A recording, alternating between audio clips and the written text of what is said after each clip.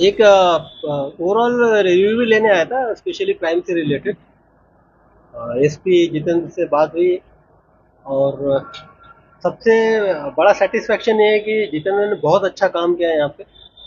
क्योंकि आपके जो फैक्ट्स होते हैं, फैक्ट्स एंड फिगर, ये कभी झूठ नहीं हो सकते। तो जो फिगर देके फॉर एग्जांपल के तौर पे बताऊंगा कि जनरली ये आने से पहले यहाँ पे 80 प्लस, 85 प्लस, और 2020 में तो 90 हत्याएं हुई थी।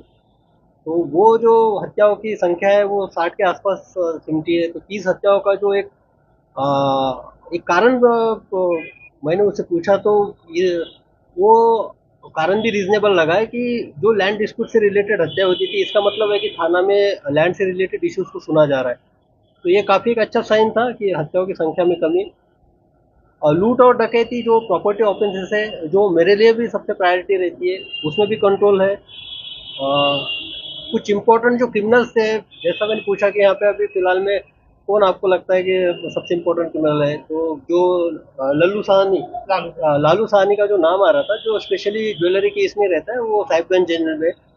मैं यहाँ कुछ दिन के लिए आया था पहले, 4 दिन के लिए। तो एक मनियारी पे मैंने ऑपरेशन चलवाया था, तो उस बारे में मैंने स्पेशली पूछा कि मनियारी घाट का क्या हाल है करके। तो ये काफ़ी अच्छा लगा मुझे कि उस वक्त एक इनिशिएट हुआ था एक्शन। उसके बाद इसका ऑक्शन हुआ है, और ये पर्सनली प्रेजेंट होकर उस ऑक्शन 8+ CR में, हाँ, 8+ CR का उसका ऑक्शन का मनी था। तो इसका मतलब आप देख सकते हैं कि जो वो रैकेट चल रहा था, 8 करोड़ का, तो मिनिमम उसका जो था, मिनिमम 8 करोड़ का, तो उसमें एक सिस्टमेटिक करप्शन के तौर पे काम हो रहा था। मनियारी घाट का एक इशू था। बाद में जो एक हाईवे बना, हाईवे का क्राइम का एक इशू है, और उस पर कंट्रोल करने के लिए जितेंद्र ने अपनी इनिशिएटिव ली है। और अभी देखते हैं आने वाले समय में क्या चैलेंजेस रहते हैं। मेरे लिए तो दो ही प्रायोरिटी थी, एक तो मनियारी घाट का जो मैंने ये इनिशिएट किया था, और नॉन बैंकिंग फाइनेंस का, जो यहाँ पे नॉन बैंकिंग फाइनेंस यूनिट्स थे, उस पर भी मैंने कार्रवाई की थी जब आया था वो। तो उस बारे में भी एक रिव्यू हुआ है, तो उसमें डिटेल में बाद में बताऊंगा। सर सीमांचल में स्मैक का घर बनती जा रही है, ये बात नहीं, है। ये मैं पूर्णिया में जब आया, और आने के बाद मुझे ये सवाल पूछा गया था, तो मैंने ड्रग्स में काम भी किया है, एंटी ड्रग्स यूनिट का मैं इंचार्ज भी था मुंबई में। तो वहाँ तो स्पेशली सिंथेटिक ड्रग का ज़्यादा ये था। तो सिंथेटिक ड्रग मैंने एमडी था, मेफेड्रॉन वगैरह था वहाँ पे। तो उसमें मेफेड्रॉन पे कंट्रोल करने की कोशिश की थी, फैक्ट्री भी बस्ट की थी। तो मुझे ये डर है यहाँ पे कि अगर सिंथेटिक ड्रग यहाँ पे आ गया, तो उसको हम किस तरह से उस चैलेंज को फेस करेंगे, क्योंकि it's a very dangerous sign अगर सिंथेटिक ड्रग इंट्रोड्यूस होता है तो।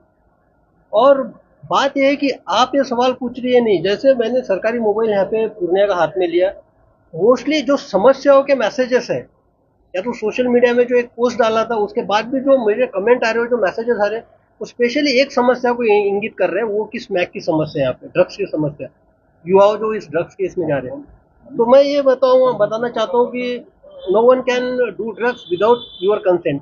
मीन्स ये जो ऐसा क्राइम है, फॉर एग्जाम्पल अगर प्रॉपर्टी ऑफेंस है, आपको पिस्तौल सटाएगा, चाकू दिखाएगा, और आपसे छीनते ही करेगा, ये फोर्सफुल वाला क्राइम है, इसको तो रजिस्ट किया जा सकता है।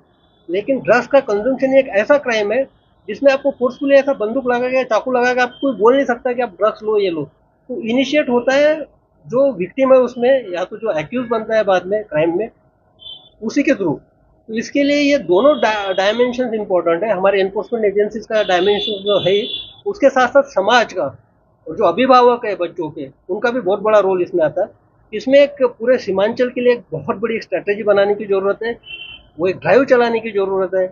कुछ कंज्यूमशन केसेस का जो एक होता है, वो एक यहाँ पे एसओपी बना के इम्प्लीमेंट करने की आवश्यकता है।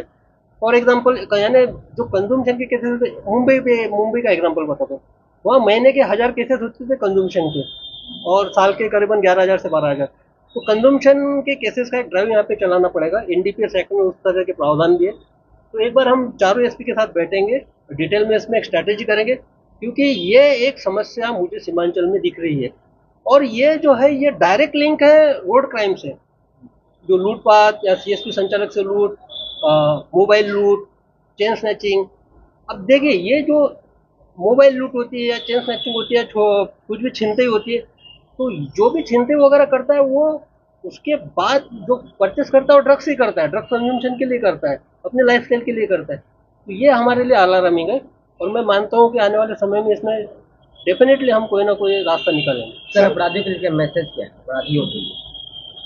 अपराधी के लिए मैं खुद ही एक मैसेज हूँ भाई, वो तो समझ गए, अब हम आ गए यहाँ पे तो कोई दिक्कत नहीं है। सर एक लास्ट क्वेश्चन हाँ। सर, यूथ है आपका आइकॉन मानता है, हाँ। क्या कहेंगे जो स्मैक है इससे दूर रहने के लिए क्या मैसेज देंगे, एक मैसेज? नहीं, ये जो है ड्रग्स का जो शुरुआत होती है, ये डायरेक्टली अभी तो स्मैक के ऊपर जो है स्मैक्स ले रहे हैं। स्मैक जो है हीरोइन का एक सबसे लोएस्ट क्वालिटी का ये होता है, जो पेपर वगैरह आता है उससे कंजम्पशन होता है। तो हर ड्रग की एक शुरुआत जो होती है वो स्मोकिंग से होती है, मैंने देखा है। तो आप इसको शुरुआती मत कीजिए, यानी आप शुरू में आप सिगरेट पीते हैं, उसके बाद सिगरेट के बाद वीड मीन्स गांजा शुरू कर देते हो वो सिगरेट के माध्यम से, गांजे के बाद आप चले जाते हो स्मैक पे। स्मैक में जाने के बाद होता है कि आपके ये साइकोलॉजिकली इम्पैक्ट करता है ड्रग्स, आपका माइंड आपके कंट्रोल में नहीं रहता है, आपको लत लग जाती है, आपको चाहिए रहता है ड्रग्स, उसके लिए क्या करना है, तो छिनते ही करना होता है, क्राइम करना है। तो इसलिए सबसे पहले मैं यही कहूंगा कि आप इनिशियल स्टेज पे मत जाइए, यानी स्मोकिंग और ये जो पहला स्टेज है उस पर मत जाइए। और अभिभावक का मैं फिर से बता रहा हूँ, समाज का और अभिभावक का बहुत बड़ा दायित्व है इसमें, क्योंकि ये इट्स टू वे प्रोसेस। हम तो रिस्पॉन्सिबल एजेंसी तो हमारा काम करेंगे। अभी देखते हैं इसका डायमेंशन कितना है। एडिक्शन के बाद रिहैबिलिटेशन सेंटर्स का भी एक स्ट्रेटेजी होता है, उसमें देखेंगे, उसमें अभी काम करेंगे।